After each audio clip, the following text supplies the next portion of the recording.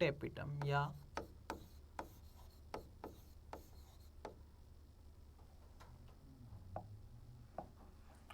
पोषोतक।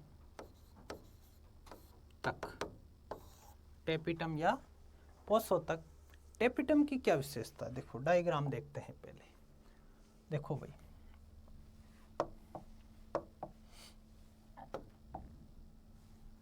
देखो ये परत आ गई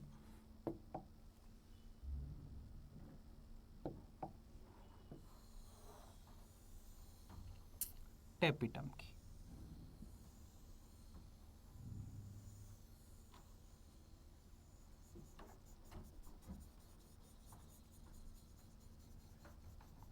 ये परत कौन सी आ गई, टेपिटम की आ गई। इसे नाम दे दिया मैंने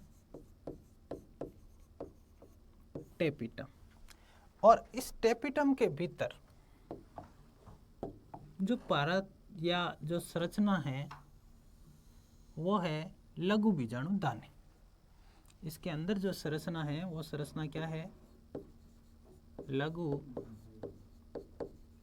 बीजाणु दानी। ठीक है। और इस लघु बीजाणु दानी के अंदर इनमें जो संरचनाएं हैं, इनमें जो ये कोशिकाएं हैं, इन कोशिकाओं को नाम दिया गया है बीजाणुजन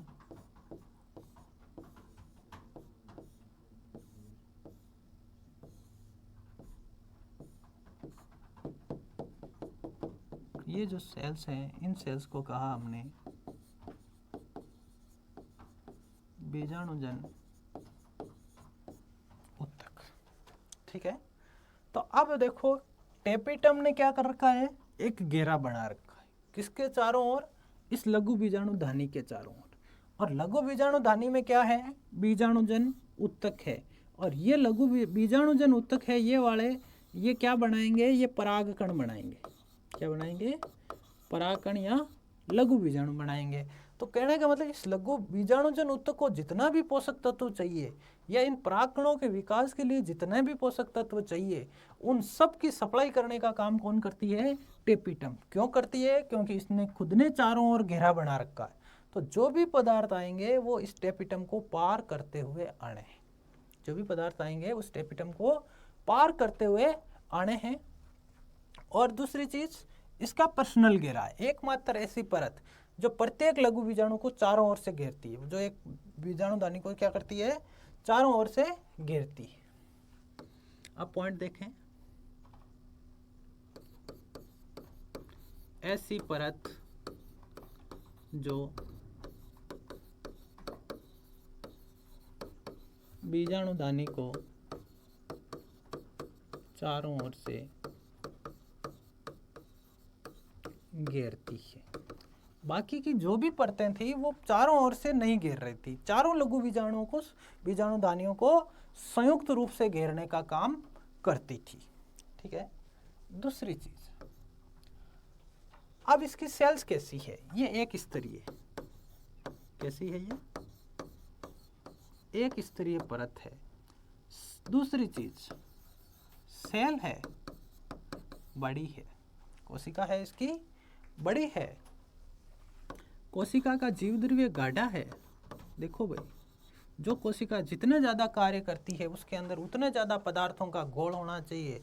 और जब पदार्थों का घोल बढ़ता है तो वो घोल कैसा होता है, गाढ़ा होता है। तो इसलिए इन कोशिकाओं का जो जीव द्रव्य है वो कैसा है, गाढ़ा।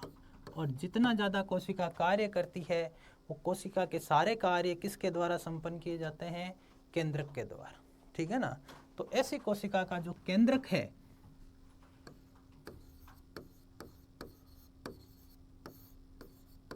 बड़ा होता है। बहुत अच्छा प्रश्न।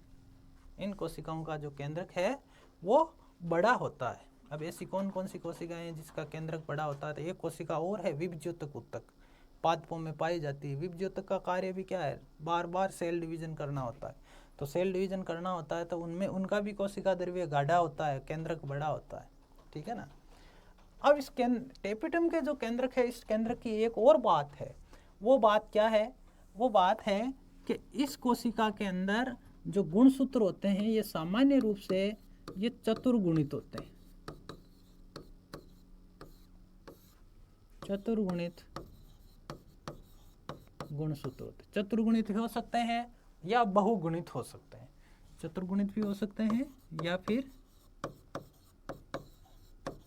बहुगुणित भी हो सकते हैं। अब ये किस प्रक्रिया के द्वारा होते हैं, तो वो है अंतःसूत्री विभाजन, अंतःसूत्री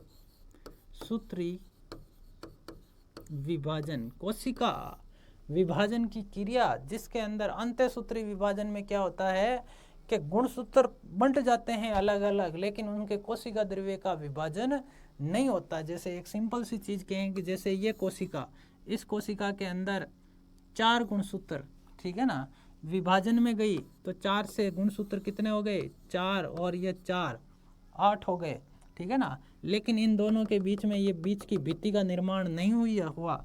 जब भित्ति का निर्माण नहीं हुआ तो इस कोशिका में गुणसूत्र कितने रह गए 8 रह गए। तो ऐसे करके ये दुगुणे हो जाते हैं, ठीक है ना। और ये किस प्रक्रिया के द्वारा होते हैं, वो होते हैं अंतःसूत्री विभाजन के द्वारा। इस तरह के अंतःसूत्री विभाजन को प्रेरित करने का भी एक अभी आगे आप पढ़ोगे उपचार, ठीक है ना। और वो उपचार क्या है मैं आपको बताता हूँ, वो है कोल्चिसिन उपचार। कौन सा उपचार है, कोल्चिसिन के द्वारा अंतःसूत्री विभाजन को क्या किया जाता है, प्रेरित किया जाता है। किसके द्वारा किया जाता है, कोल्चिसिन, ये एक रासायनिक पदार्थ है, ये क्या करता है, बहुगुणिता पैदा करता है, ठीक है ना। ये क्या करता है, कोशिका में गुणसूत्रों की जो बहुगुणिता है, ठीक है ना, वो उत्पन्न करता है। या ऐसे कह दें ये गुणसूत्रों का द्विगुणन करता है। सही टेक्निकल लैंग्वेज ये आई है आपके पास में, इसे काटें बहुगुणिता को। ये क्या करता है, ये गुणसूत्रों का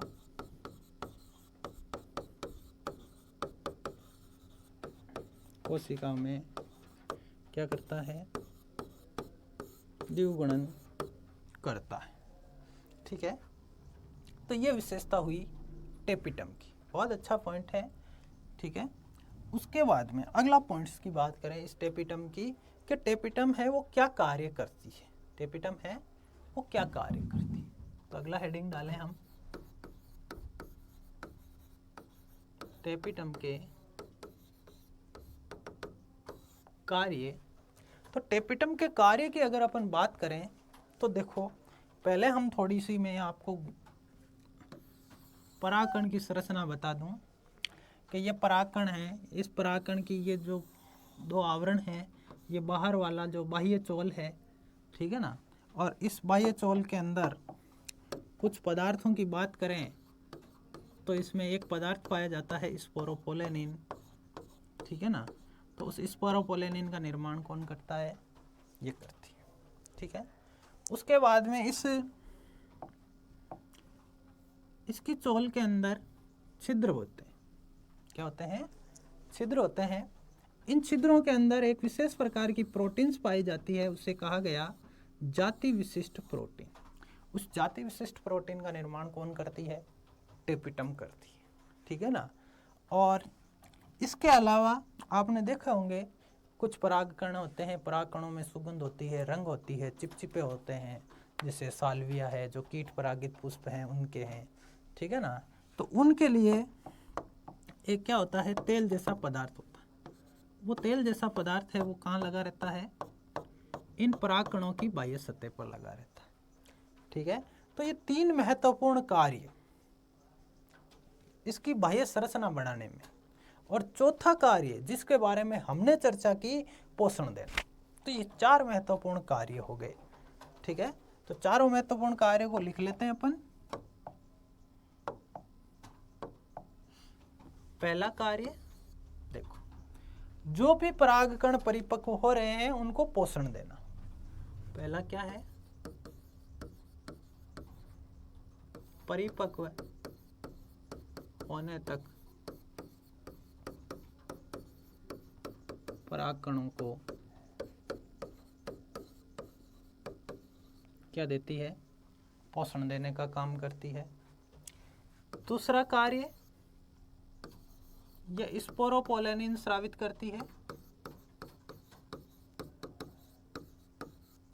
किसका श्रवण करती है, स्पोरोपोलेनिन का श्रवण करती है।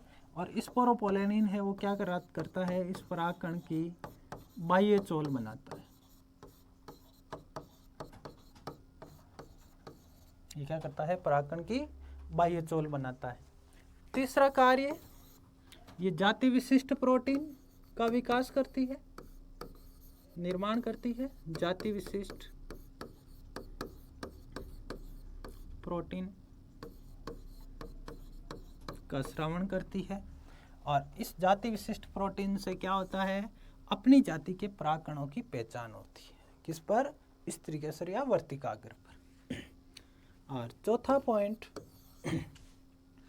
ये क्या करती है, पोलन किट, जो तेलीय पदार्थ है, ये कैसा पदार्थ है, तेलीय पदार्थ। याद रखना, बहुत अच्छा प्रश्न, एक बार आया था आरएस के अंदर फ्री में, कि पोलन किट रासायनिक रूप से क्या होते हैं, कार्बोहाइड्रेट, वसा, प्रोटीन, तेल। ठीक है ना, कंफ्यूज कहाँ हुए, वसा है या तेल है। ठीक है ना, तो वसा है या तेल है, तो वसा के प्रकार में ये कैसी है, तेल है। ठीक है ना, तो ये कैसा है, ऑयली सब्सटेंस या तेलीय पदार्थ है। कैसा है ये, तेलीय पदार्थ है। तो इस पोलन किट का निर्माण करती है। पोलन किट क्या करेगा,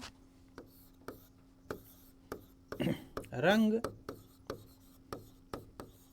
सुगंध, कीट जैसे जीवों को आकर्षण। ठीक है ना, और तेल है तो चिपचिपापन। इस चिपचिपापन से ये परागकण कीटों के उपांगों के चिपकते हैं और दूसरे पादपों के जो स्त्री केसर है वहां तक जाते हैं। जाति विशिष्ट से क्या हो रहा है, अपनी जाति के परागकणों की पहचान होती है। इससे क्या होती है, अपनी जाति के परागकण की आइडेंटिफिकेशन होती है। स्पोरोपोलेनिन है, ये इस बाह्य चोल को क्या देता है, मजबूती देता है। और ये इतनी मजबूती देता है, स्पोरोपोलेनिन के बराबर पादप जगत के अंदर कोई इतना मजबूत पदार्थ नहीं है। वर्तमान में ऐसा अभी तक कोई एंजाइम नहीं है जो इस स्पोरोपोलेनिन को क्या कर दें, गला दें, पाचन कर दें। ठीक है, तो ये कार्य हुए टेपिटम के। कहने का मतलब टेपिटम है, ये इसकी परागकोश की सबसे महत्वपूर्ण परत है। क्या पॉइंट लिखे हैं, टेपिटम, या यह है, यह को भी काट लें क्योंकि हम यहाँ कंडीशनिंग स्थापित करेंगे। ठीक है ना, टेपिटम